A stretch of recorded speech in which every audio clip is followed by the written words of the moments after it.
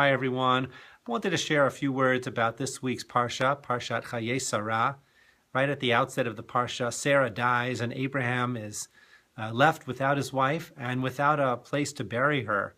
He goes about trying to find a burial place and to purchase the land so he can bury his wife.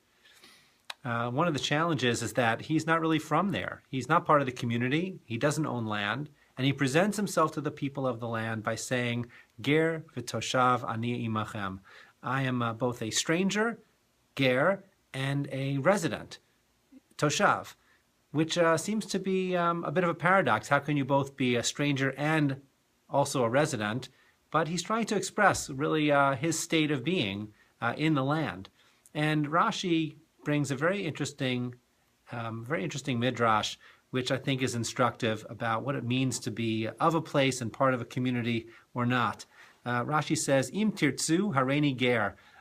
If it's the way you want it, you'll consider me a ger. If you want to think of me as an outsider, then I'm an outsider. V'im lav ehyeh toshav. But if not, you can consider me and treat me like a resident.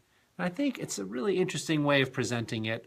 Abraham recognizes that this decision isn't really all in his hands. He may have been living on the land for many years and he may want to be considered a resident, but so much is left in the hands of the community that's already there. And I think many of us have experienced this, both sides of the coin. We have, at certain moments in our life, been a stranger. We try to be part of a community. Maybe we move to town. Maybe we're trying to make new friends. We come into a synagogue, or back when we went into a new school, and we are definitely not of that community, but we want to be. And we're dependent on people to bring us in.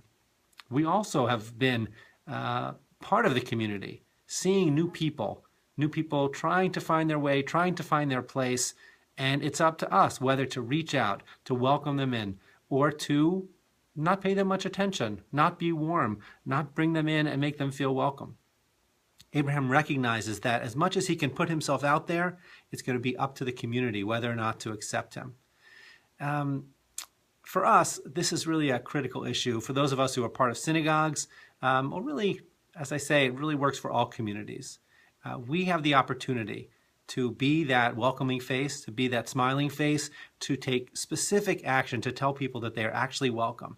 And if we say that they are part of the group, they will be part of the group. And if we are going to ignore or dissuade or not be friendly, people will get that message as well in a most unfortunate way.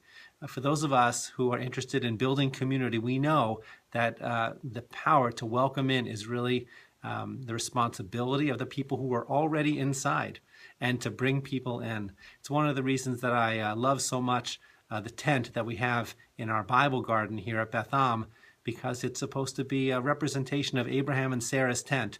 They are really the paragons of Hachnasat Orchim, of welcoming in visitors. And I hope that our synagogue tries to live up to that. And I hope that this idea that we have the power of community to bring people in will be something that will guide us. Hope you have a Shabbat Shalom.